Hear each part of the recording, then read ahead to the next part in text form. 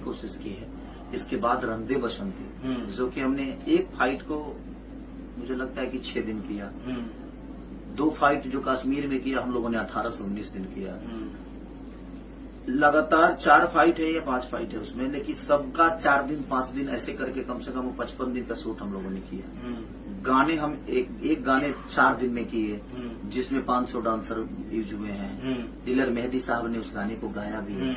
तो कोशिश अब है कि अब जितना बड़ा अपने भोजपुरी भाषा को जो लोगों के नजर में, तो भाई लोग आप लोग रेडी रहिएगा क्योंकि आप लोग बहुत जल्द ही सुपरस्टार खेसारी का आप लोग जो रंग दे बसंती का आप लोग जो ट्रेलर बहुत जल्द ही आप लोग देखने मिले। जिसमें बता दूं कि एक इंटरव्यू के दौरान आप लोग देख सकते हैं खेसारी को क्या बोला है कि आप लोग जो रंग दे बसंती में 2 फाइट किया था। जिसमें बता दूं कि आप लोग ज़्यादा से ज़्यादा वीडियो शेयर कीजिएगा ताकि हर एक फैन को पता चले कि बहुत जल्द ही आप लोग खेसारी का रंग दे बसंती का आप लोग जो ट्रेलर देखने को मिलेगा। इसलिए चैनल पर नए चैनल सब्सक्राइब कीजिएगा। मैं मिलूंगा नेक्स्ट